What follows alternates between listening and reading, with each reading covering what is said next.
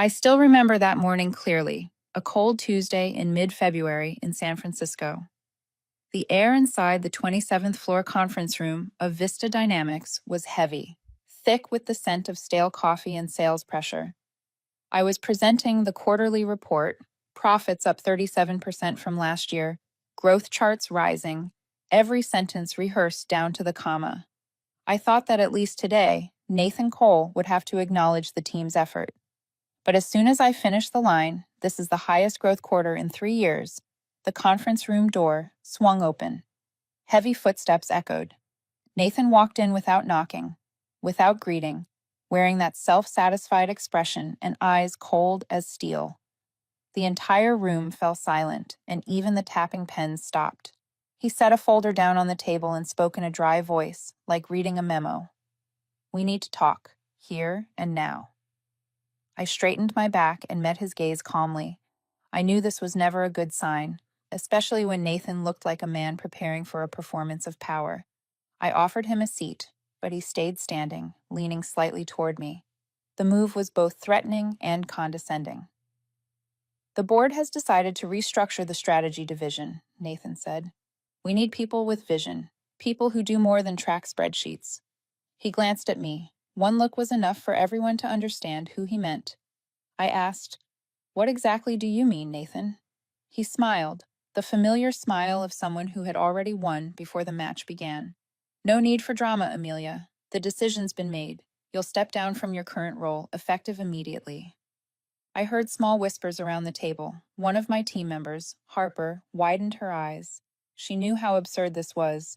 We had just secured the biggest contract of the year, but no one dared to speak. In Nathan's world, resistance only amused him. I took a deep breath, looked straight at him, and asked, just to hear it from his own mouth, "Are you firing me?" He nodded, his eyes as if I were an extra number in a balance sheet. "You lack vision," Nathan said. "You manage work, not people, and frankly, this industry needs real strength." He didn't need to finish the sentence. I understood the subtext. In his mind, real strength meant masculinity, command, loud voices, empty confidence. And me, in his eyes, I was the careful, composed woman, too calm to be seen as a leader. I said nothing more. I didn't need to. Any argument would only make him feel right. I gathered my files, closed my laptop, stood up, and said slowly, "Thank you for the clarity, Nathan." He froze for a split second, surprised by how calm I was. "You'll need to turn in your badge and laptop before 5, he said, then walked out of the conference room like a man finishing a hunt. I sat there for a few seconds, feeling the stares around me. Some were pitying, some afraid, some avoided my eyes as if termination were contagious. I just smiled, faintly, packed my things, and left the room. The door closed behind me, the dry click sounding like a full stop at the end of a 15-year chapter with that company. I went straight down to the lobby. Outside, rain was falling. San Francisco rain, steady, cold, carrying a faint scent of salt. I stood by the glass, watching my reflection blur among the raindrops and car lights. No tears, no rage, only a strange sensation, relief. For the first time in years, I felt free. Free from meaningless meetings, empty compliments, and judgmental stares. As I walked away, my phone buzzed in my pocket. A message from an unknown number, just 2 words. "It's time." I looked at it, frowning slightly. I knew exactly who sent it. Henry Voss, my father's lawyer. The man who once told me that one day I'd understand why my father always said, "Wait for the right moment." I tightened my grip on the phone and looked up at the glowing tower above. Nathan thought he had ended my career. He didn't know he had just opened the most interesting chapter of this story. I sat in my small apartment, watching the San Francisco lights spill through the window. The day had been long, fired, humiliated, but strangely, I felt no anger, only clarity, and one unmistakable feeling. This was just the beginning. I smiled faintly and took a sip of wine. If you're listening to this story, tell me where you are right now. Maybe on your way home, or sitting quietly in your own room. Have you ever been underestimated, dismissed just because someone decided you weren't good enough? Share your thoughts in the comments below. I'd love to hear them. And if you enjoy stories of powerful comebacks, smart reversals, and quiet justice, don't forget to hit follow. Because trust me, the next chapter is where everything truly begins. I drove toward the financial district as the clock neared 9 at night. The rain had stopped, but the damp chill still lingered over the cobblestone streets. Henry Voss's office was on the 12th floor of an old building where the hallway lights were always dim and the air smelled of old paper, mixed with worn leather from aging case files. I hadn't seen Henry in nearly 3 years, not since the day he finalized the last of my father's legal affairs. He opened the door before I could knock. "I figured you'd come tonight," he said in that calm, deep voice I remembered. I stepped inside, still drenched, my hair damp with rain. His office looked the same. Shelves packed with documents, the pendulum clock ticking steadily, and in the corner, an old steel safe. He gestured for me to sit, then walked straight to it. I heard the click of keys turning, followed by the heavy sound of metal unlocking. He took out an ivory envelope sealed with red wax. The handwriting across the front made my heart tighten. "This is from your father," he said, placing it in front of me. He left very clear instructions. "This envelope is to be opened only when you turn 32. I stared at it for a moment, feeling the air in the room grow dense. "Today is my birthday," I whispered. Henry nodded. "I know." I opened the envelope with trembling hands. Inside were two things, a letter and a stack of legal documents. I unfolded the letter first. My father's handwriting was sharp and steady, every stroke carrying his unmistakable presence. "Amelia, if you're reading this, you've learned by now that the working world is never fair. You've spent your youth proving yourself in a system designed not to see you. I've been watching, even from afar. I know you've worked harder than anyone, but that's never been enough. You need something else, the power to create change, not just survive it. By the time you read this, you will hold 90% ownership of Vista Dynamics. These shares are kept in a trust I established after leaving the company. You have full authority from this moment on." I read it 3 times. Each word felt like electricity running through my veins. 90%. I could hardly believe it. Henry handed me the second set of documents, certified copies of the transfer papers, all signed, sealed, and legally binding.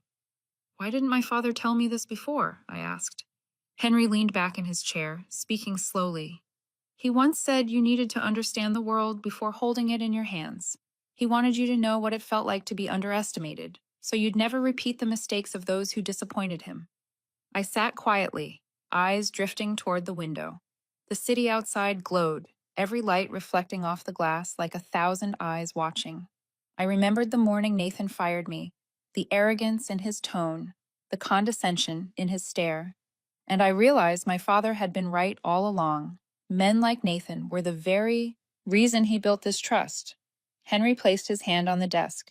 "No one knows about this fund except me, Amelia, not even the board. They all believe your father sold his shares 10 years ago." I looked up, my voice steady. "If I reveal this now, they'll turn against me." Henry nodded. "They will. And they have Nathan. He controls the board through fear, not faith." I drew a deep breath, eyes still fixed on the paper. My name stood clearly beneath the line, legal and sole owner of Vista Dynamics. A strange mix of pride and chill ran through me. Power was never what I sought, yet there it was in my hands, heavy, deliberate, like a sword my father had forged long ago. "I need time," I said. "Of course," Henry replied, pausing for a moment. "But not too long. A man like Nathan doesn't stop because he thinks he's won. He'll try to erase your name from the company entirely. And when that happens, it'll be harder to fight back." I smiled faintly. "Then let him feel safe for a while. Sometimes the best way to bring down the arrogant is to let them believe they're untouchable." Henry looked at me, pride and worry flickering in his eyes. "You really are Edward's daughter." I folded the letter and slipped it carefully into my coat pocket. As I stood, Henry asked quietly, "What will you do next?" I turned back, my voice calm but resolute. "I'll let them think they've won, and when the time comes, I'll show them who really runs this company." On my way out, I stopped before the glass door. The reflection staring back at me was of a woman I barely recognized, her eyes cold, steady, and full of intent. I knew then that nothing from this point forward would ever be the same. I stepped out onto the street. The night wind carried the scent of salt from the bay. I pulled out my phone and opened Henry's last message. It's time. This time, I typed 3 words in return. Not yet, Henry. Not yet. Then I slipped the phone back into my pocket and looked up at the misty sky. Somewhere in the back of my mind, I could almost hear my father's voice. Wait for the right moment, my girl. I smiled softly and walked through the quiet San Francisco night, knowing that the dawn ahead would not be like any other. I drove back to my apartment in the Mission District as the clock neared midnight. The room was dark, lit only by the glow of the city through the window. I poured myself a glass of wine, sat on the sofa, opened my laptop, and logged into my company email. My account had been locked, just as Nathan had announced. But I knew other ways in. 4 years working alongside the engineering team had taught me this system better than anyone, and on an old hard drive, I still had copies of data from the projects Nathan had, temporarily suspended for his own reasons. I pulled up the original reports and compared them with the official ones on the internal site. The discrepancies were obvious. Some figures had been altered. The previous quarter's revenue had been inflated by nearly 20%. This wasn't a typo. It was deliberate manipulation. I leaned back in my chair, staring at the cold rows of numbers on the screen. Something bigger was happening, and Nathan was hiding it. The next morning, I got a call from Maya Chen, a young finance employee I'd mentored when she first joined. Her voice was small, trembling. Amelia, I don't know if I should tell you this, but last night I overheard Nathan talking to the CFO. They're preparing to sell the company. I froze. Sell Vista? Yes, to a corporation called Vectra. I think they plan to finalize it within a few weeks. But something's wrong. The numbers they're showing the buyers don't match the real data. I could hear Maya's anxious breathing on the line. I asked quietly, "Can you get the documents to prove it?" She paused for several seconds before saying, "I'll try. But if they find out, I'll lose my job," I said slowly. "Be careful, Maya. Don't let anyone suspect. You already did the right thing." When she hung up, I sat there for a long time. Henry's voice echoed in my mind. A man like Nathan doesn't stop just because he thinks he's won. Now I understood exactly how right he was. That afternoon, the news broke across the market. Vista Dynamics was being acquired by Vectra in a deal valued near $1 billion. The press hailed Nathan as a visionary innovator of Silicon Valley. I looked at his photo on the screen, tailored suit, triumphant smile, and remembered the faces of the engineers he'd laid off in the name of cost optimization. None of the articles mentioned them. None mentioned the people behind the ideas that had built the company. That evening, I met Henry at a small cafe near the Embarcadero. He read the headline on his phone, then looked at me. He's sprinting toward the finish line. A deal like that can't close without shareholder approval. You know what you're holding, don't you? I nodded. I know. But if I show my hand now, they'll think I'm trying to sabotage the merger. I need evidence. I need to prove his fraud. Henry set down his cup. And how will you do that? I said. I still have a few people inside I can trust. I'll start with them. 3 days later, I called Harper Lynn, the former HR director and my closest friend at Vista. Nathan had once forced her to sign off on documents that buried employee complaints. When I said I needed to meet, she was silent for a long time before agreeing. We met at a small diner on the south side of the city. She glanced around before speaking. He's cleaning house. Files are disappearing fast. I asked, "Do you still have any copies?" Harper nodded. "I have a drive, but if I give it to you, I can't go back." I looked at her and said quietly, "Then don't do it for me. Do it for my father, for the company he built, for the people they call disposable." Harper stared at me for a long time, then finally nodded. That night, I received an email with no subject line, just one attachment. When I opened it, hundreds of internal reports filled the screen. Hidden expenses, special consulting funds, executive bonuses. Nathan's signature was on several of them. I exhaled slowly, my chest tight with mixed emotions. Part of me was angry. Another part was deeply sad. Nathan used to have vision. When he joined Vista 7 years ago, I believed he could take the company further. But power had changed him. Cold, calculating, willing to sacrifice everything to win. I forwarded the data to Henry with a short message. "I've got the first piece. He replied a few minutes later, "You'll need more. Find someone who can confirm it." I thought of Liam Torres, the lead data engineer Nathan had forced out for being a poor cultural fit. I still had his number. When I called, he picked up after 2 rings. His voice was hoarse but calm. "I knew you'd call one day." I asked, "Do you still have the old analytics backups?" "I need to cross-check the current reports." He was silent for a moment before answering. "I do. And I've got a few things you'll want to see." We set a time to meet the next day. When I hung up, I stood by the window, staring down at the traffic below, my chest heavy but steady. I didn't know exactly what I was walking into, but I knew one thing. If I did nothing, everything my father built would vanish into the hands of a man who equated success with deception. The wind from the bay swept in, carrying the chill and the salt. I closed my eyes, listening to the city's constant hum, and heard my father's voice in my mind.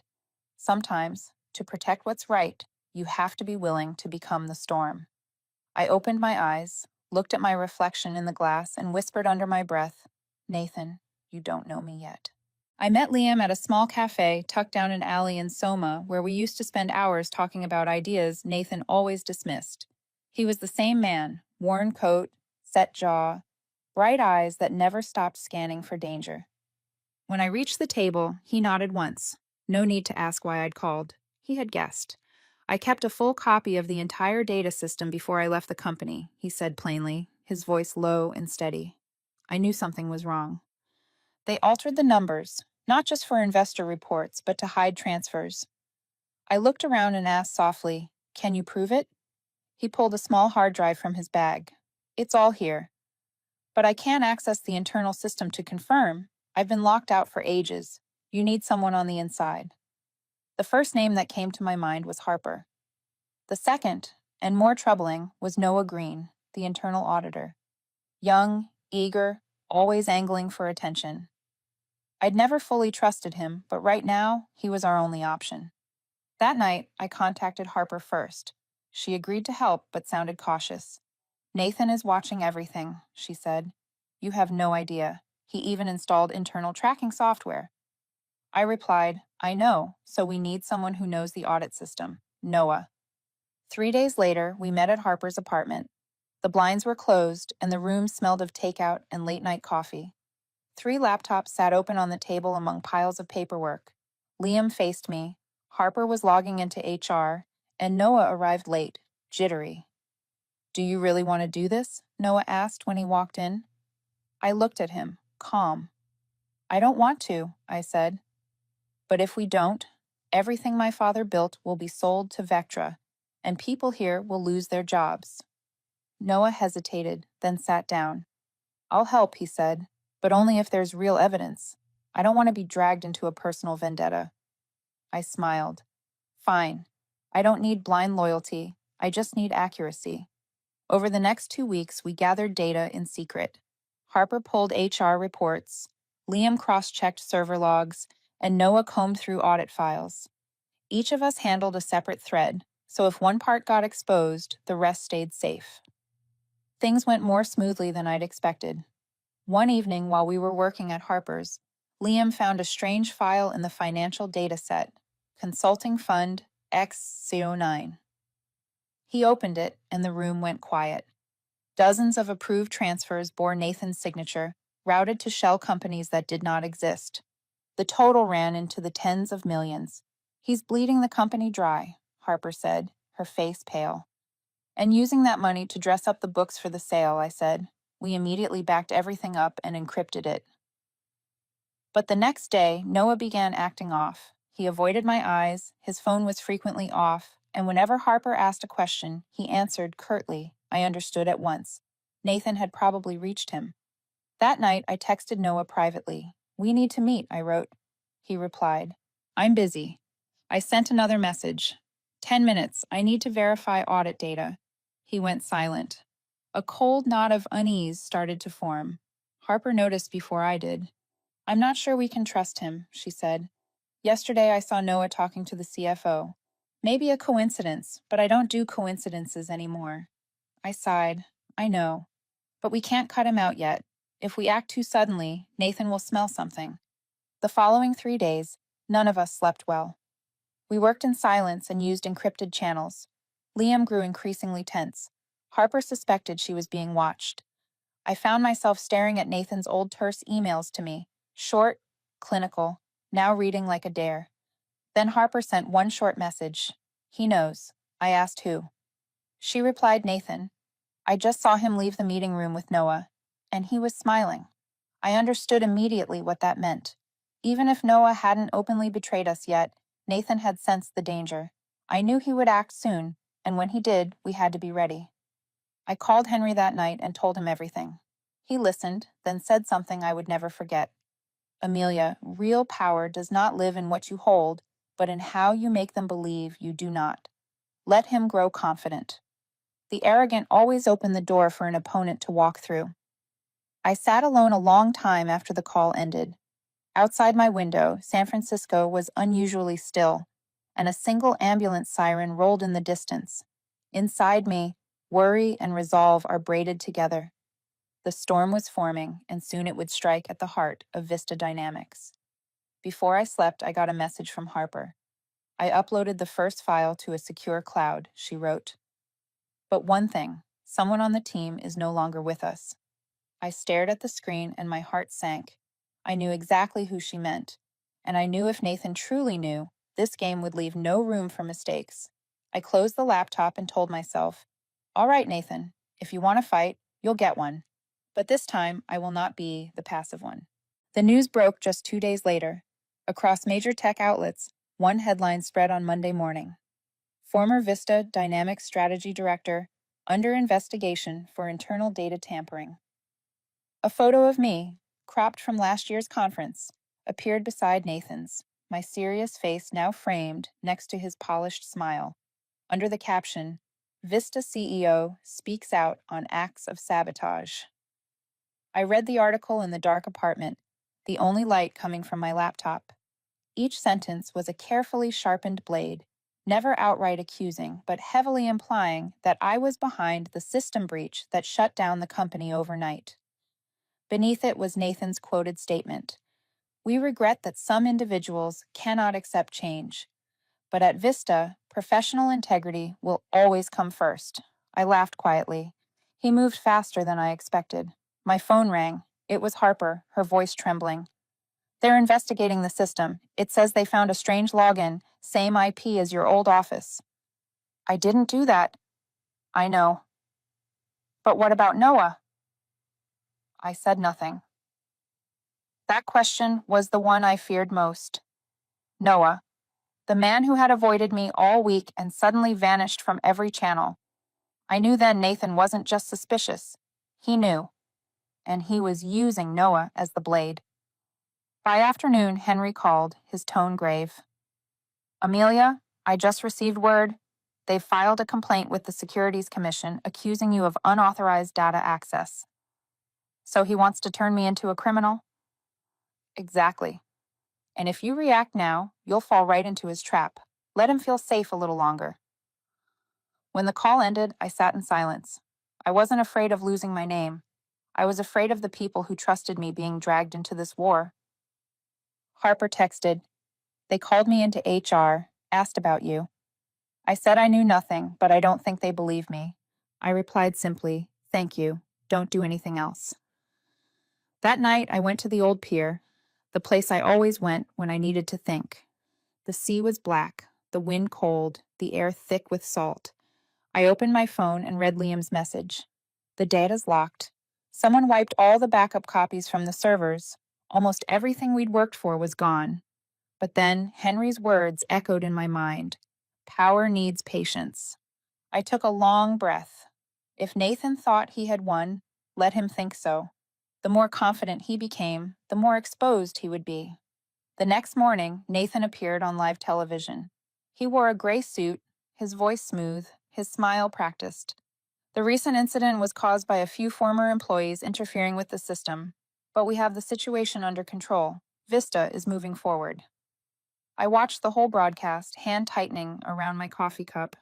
He lied flawlessly, but I noticed one small detail. Behind him on the studio screen was the Vectra logo, the company set to buy Vista. He wasn't defending himself. He was selling what didn't belong to him. I sent the video clip to Henry. He replied almost instantly, "Good. We need more proof that he's misleading investors. Once we have that, we can block the deal." I met Harper and Liam at her apartment again. She looked exhausted, eyes dark from sleepless nights. Liam was furious. "Noah betrayed us," he said. "I checked the access logs. He uploaded the encrypted files straight to Nathan's system." Harper slammed her hand on the table. "I trusted him." I didn't blame them. In the game of power, loyalty is the rarest currency. "We stop," I said. "What?" Liam nearly shouted. "After everything he's done?" "Not forever," I said calmly. "Just for now. Let him think we've given up. When things quiet down, we'll strike from where he least expects." Harper looked at me, slowly understanding. "What are you planning, Amelia?" I turned toward the window, preparing for the shareholders' meeting.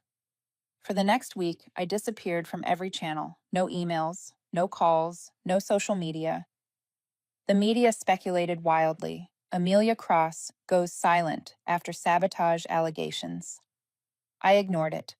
I needed the quiet. The storm is always most dangerous when it pauses. I spent my days rewriting everything, every data line, every proof copy, every transaction Nathan had signed. Each file was stored safely in 2 separate accounts, neither traceable to my name. I sent the first batch to Henry. He called after reading it. "This is it," he said. "Exactly what we need. Are you ready?" "I've always been ready, Henry," I said. "It just wasn't time yet." A week passed. The Vectra deal dominated every headline. Nathan appeared at events, praised as the golden man of Silicon Valley. And me, I watched quietly from the shadows, waiting for the moment he'd feel untouchable. Because that would be the moment he'd lose everything. On Friday night, I sent Henry one message: "It's time." He replied within seconds. "Understood. I'll arrange the shareholders' meeting for Tuesday." I stared at the screen, calm as ever. Nathan thought he'd destroyed me, but all he'd done was build the stage I was about to step onto. I turned off the lights and sat in the dark, closing my eyes. My father's face appeared in my mind, his warm, steady smile. "Now you understand why I said to wait for the right moment, don't you, Amelia?" I nodded in the silence and whispered, "Yes, Father. It's time for me to come back." Tuesday morning. The air was cold and damp, the scent of morning mist blending with the smell of coffee drifting up from the street below. I woke earlier than usual, showered in cold water, then stood silently before the mirror. The woman looking back at me wasn't the same one who'd walked out of that building a year ago. Her eyes were steady now, stripped of fear, focused only on what came next. I slipped on a black suit, tied my hair neatly, fastened my father's old watch to my wrist, and stepped out the door. The Vista Dynamics Tower rose ahead, tall and unyielding against the gray San Francisco sky. It had been a year since I'd last set foot inside, and this morning I was coming back, not as the employee they fired, but as the one who owned it. Henry had arranged everything. The special shareholders meeting was set for 10 a.m.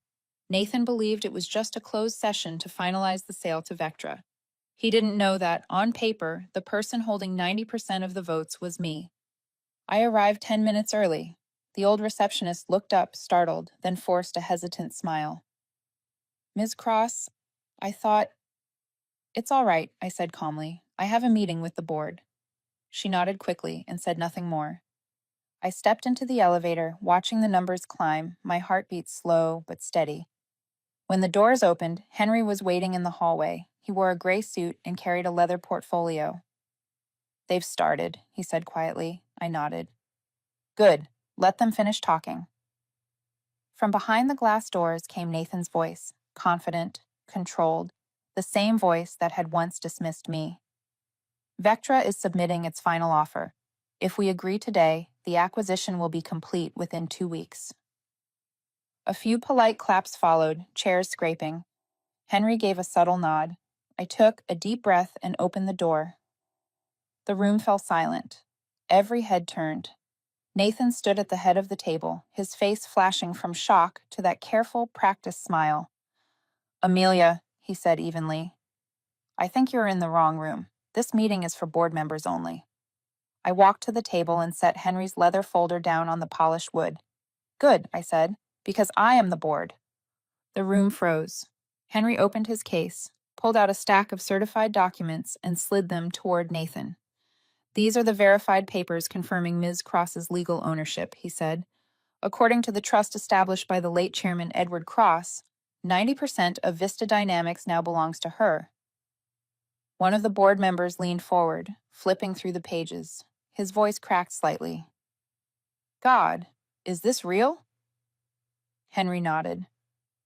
"All verified, notarized, and updated to the shareholder registry this morning."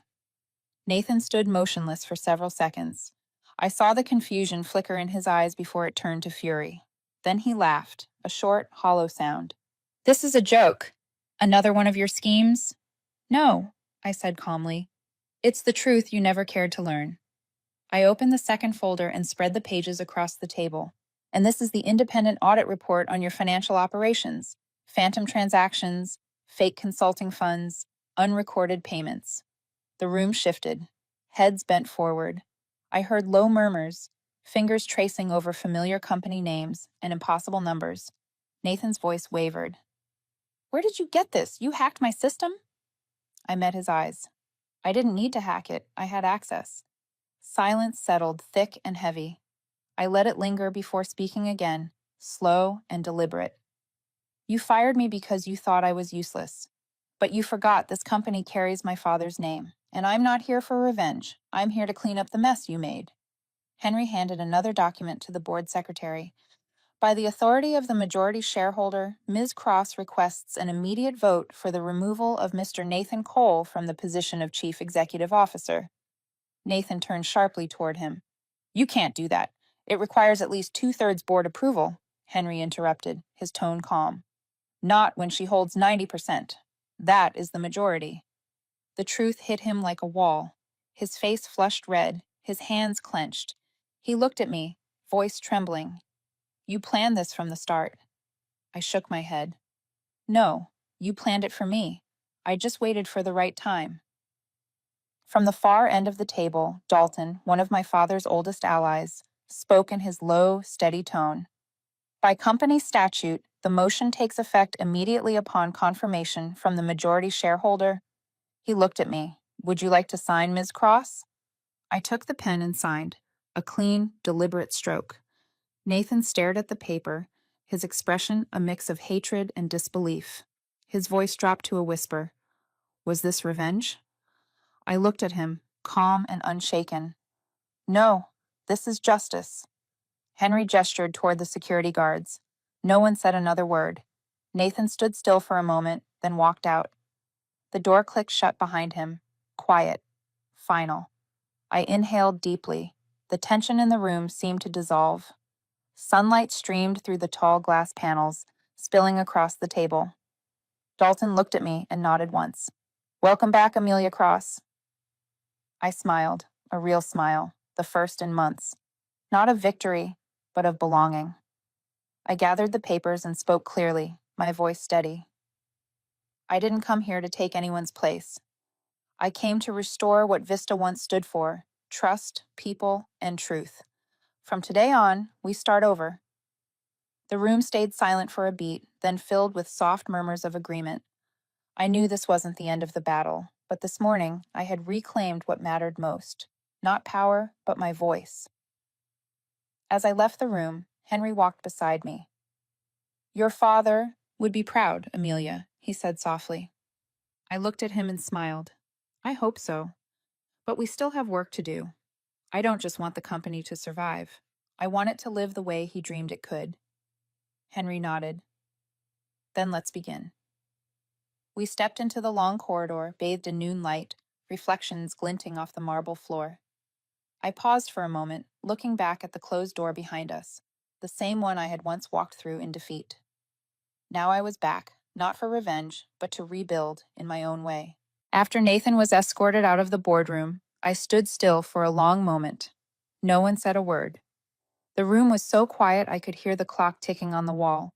There was no applause, no congratulations, only the heavy silence of people who had just witnessed a change too sudden and too vast to process. My heart beat slowly, heavily. There was no thrill of triumph, only something deeper, relief. Henry stood beside me, still holding the signed documents. He spoke softly. "We should stay to finalize the paperwork." I nodded. A moment later, Dalton, the oldest member of the board, who had worked with my father for years, cleared his throat, breaking the silence. His voice was rough but steady. "By regulation, the board requires a temporary executive. I propose Ms. Cross take the position until a formal decision is made." No one objected. A few exchanged glances, then nodded. Henry placed the appointment document before me, and I signed it. As the pen touched the final line, I understood that from this moment on, I was officially the head of Vista Dynamics, the company my father built, and the one Nathan had just been forced to leave. When the others filed out, I remained with Henry. He said, "We should announce this soon, before rumors spread." I replied, "Announce it, but quietly. I want them to see results before they hear the story." Henry smiled faintly. "Just like your father." I stepped into the hallway. Through the glass panels, I saw Nathan standing in the main lobby, surrounded by reporters. Flashbulbs went off in rapid bursts. I stopped to watch. He was speaking in that calm, confident tone I'd heard 100 times before at press conferences. "The company is in a transition period," Nathan said. "There's been some misunderstanding. I remain the legal CEO until the court rules otherwise. This is a deliberate attempt to seize control." A female reporter asked, "Do you have any proof, Mr. Cole?" He smiled lightly and glanced toward where I stood. "I'll present it soon. The truth always comes out." I watched and knew Nathan had never learned how to lose. He was doing what he did best, controlling the narrative. The power was gone, but he still had the media, and he knew how to use it to cast doubt. Back in the boardroom, Henry was sorting documents. "He's stirring things up again, isn't he?" he asked. "He is," I said. "He's chosen the public route." Henry's voice hardened. "We can counter that. The media still listens to those who tell the truth." "Not yet," I said, shaking my head. "I don't need to argue. I'll let action and numbers speak for me." By late afternoon, all the legal steps were complete. Nathan was officially removed as CEO. The filings had been submitted to the stock exchange, but I knew he wouldn't stop. I returned to my old office. Everything looked the same, except for the missing nameplate. I picked it up, wiped the thin layer of dust, and set it back on the desk. The afternoon sunlight poured through the window, casting a pale gold glow across the room. I remembered my father sitting there years ago, his voice echoing in my mind. "Power isn't meant to prove who's stronger. It's meant to prove who's right." When I opened my laptop, my inbox was overflowing.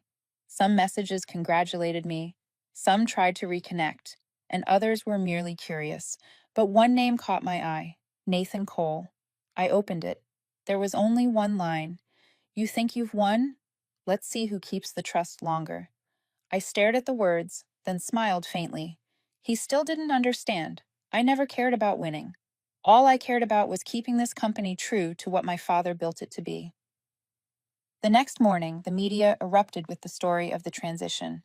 Some headlines praised the rightful heir's return, while others suggested I had succeeded on the Cross name alone.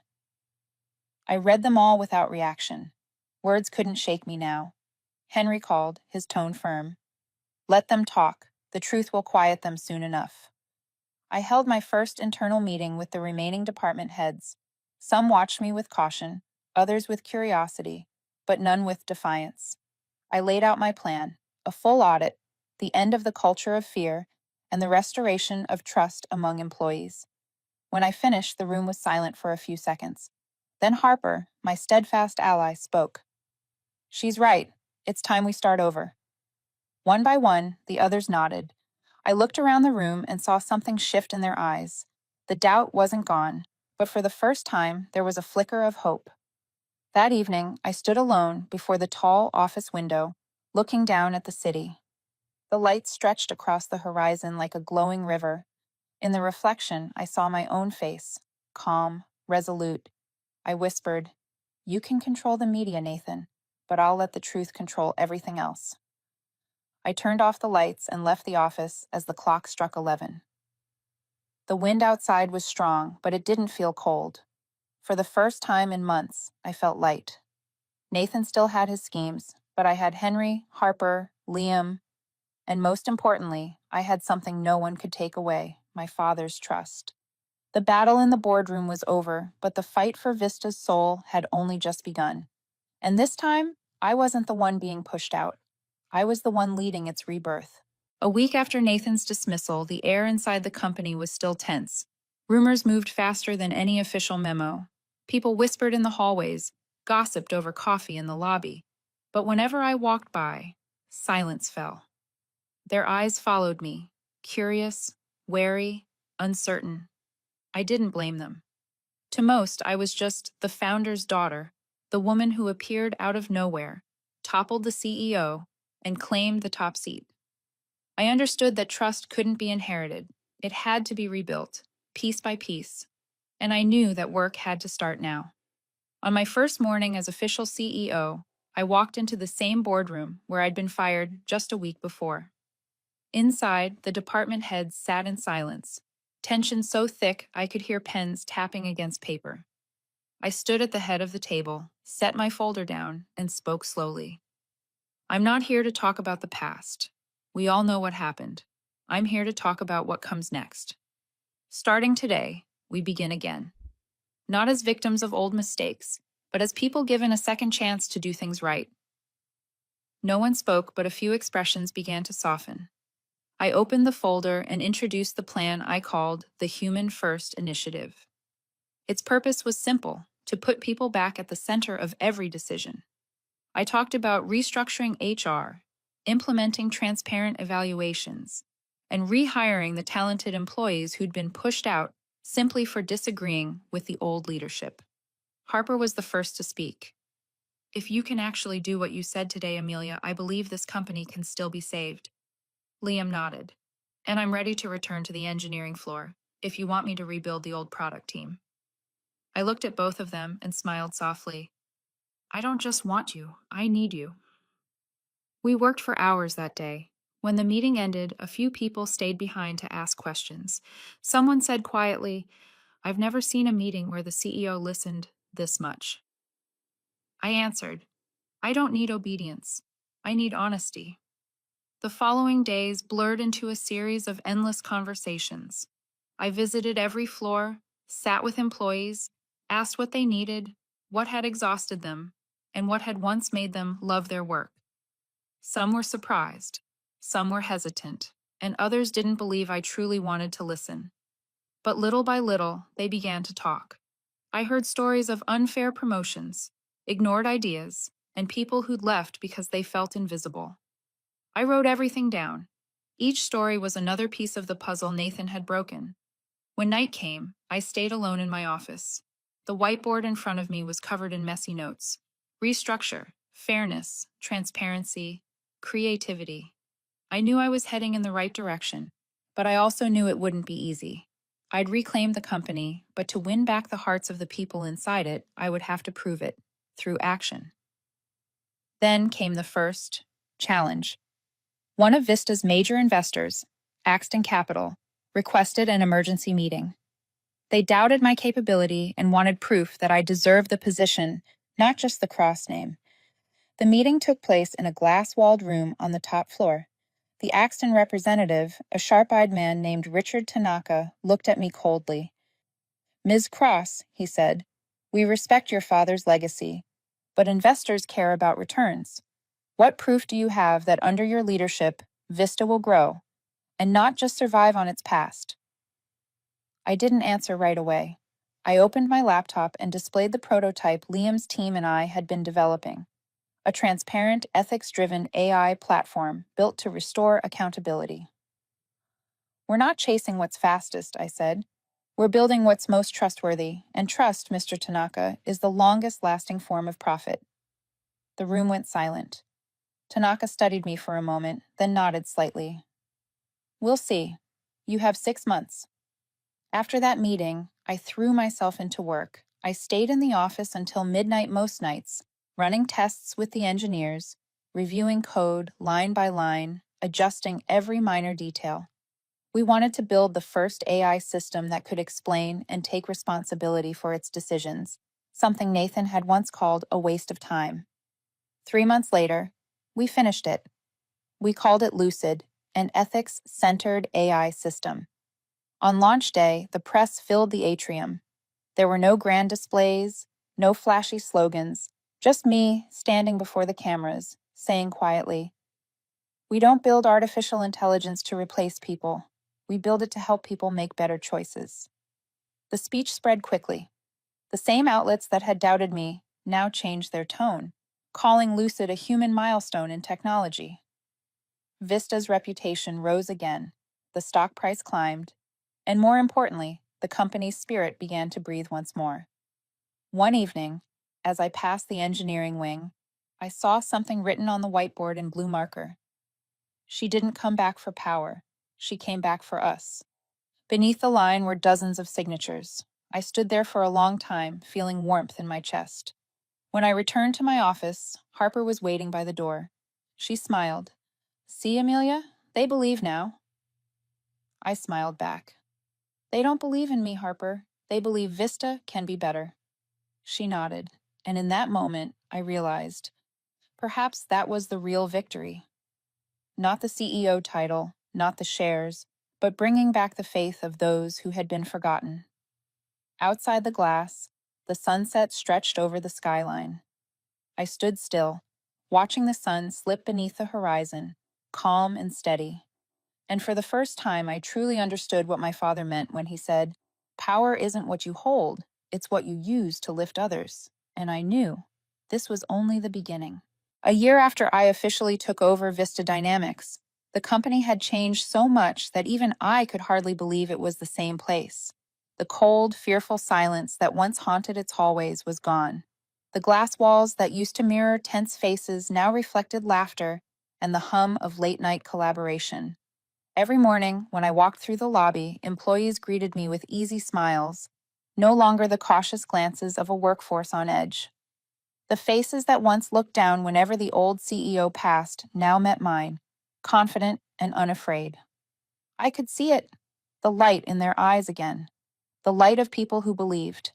I kept my promise to them. Every department had been rebuilt around human value, fair reward systems, open discussions across teams, and the People First initiative had turned ideals into reality.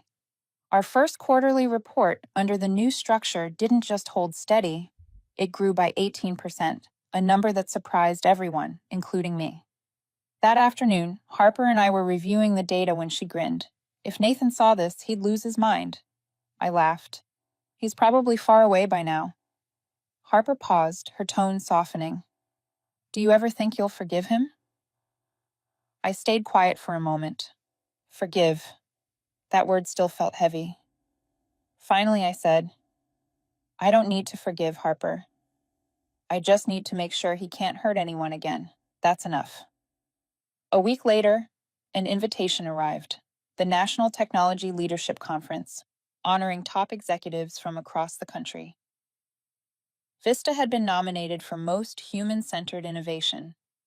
I hesitated before accepting, not because I was afraid, but because I knew who else would be there. Nathan. The conference was held in Los Angeles. When I stepped onto the stage to present our AI platform, Lucid, I spotted him sitting in the middle row, quiet, composed, unreadable. He wasn't the commanding CEO surrounded by an entourage anymore, just a man who once had everything and lost it. When my presentation ended, the audience rose to their feet in applause. I bowed slightly, then saw Nathan approaching. His eyes no longer held arrogance, only a weary calm. He said quietly, just loud enough for me to hear, "You did what I never thought possible. Congratulations, Amelia." I smiled gently, no bitterness, no triumph. "No one builds an empire on power alone, Nathan. It has to be built on trust." He nodded once, a faint sadness in his eyes, then turned away. I watched him go, feeling no anger. Maybe, somewhere in him, a part of the man he used to be remained. But that no longer concerned me. I had moved far beyond that chapter. When I returned to San Francisco, I went straight to the office. Harper, Liam, and the technical team were waiting in the conference room. They brought up the latest quarterly results on the screen: revenue growth of 34%, employee satisfaction at a record 91, and new investors lining up to partner with us. Liam smiled. "We did it, Amelia." I looked around the room that had once symbolized control and fear. Now it pulsed with energy and laughter. "Not me," I said. "Us. This is what Vista was always meant to be." The room fell quiet for a moment, then someone started clapping, and soon the applause spread, warm and genuine. After the meeting, I stayed behind. On the desk sat an old photo. My father and I on the day Vista opened its first branch. He wore a gray suit. I was just a little girl with a ponytail, smiling brightly beside him. I placed my hand on the frame and whispered, "You see this, Dad? I kept what you built, but this time it's not just for me." That evening, I walked the corridors. Lights still glowed in many offices. I could hear laughter and spirited discussion from the engineering wing. People were staying late, not because they feared their boss, but because they loved their work. I slowed my steps, feeling the warmth of a place that had once broken me. Before leaving, I stopped at the front entrance and looked up at the glowing Vista logo on the glass wall. It wasn't just a symbol anymore, it was a legacy. My father's, the team's, and even the failures that had shaped me. "They once thought I was fired because I wasn't good enough," I murmured.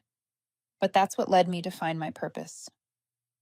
Outside, the bay wind blew hard, carrying the chill of salt and fog. I took a deep breath and stepped out, a calm smile on my face. I knew this journey wasn't over, but now I wasn't the defeated one. I was the one leading the way. And in that moment, I finally understood what my father had meant all along. Power isn't about the seat you hold. It's about how you use it to light the way for others. That was the true victory. And it was also the beginning of a new chapter, one where Vista was no longer the empire of a single man, but the home of hundreds of people continuing the dream my father left behind.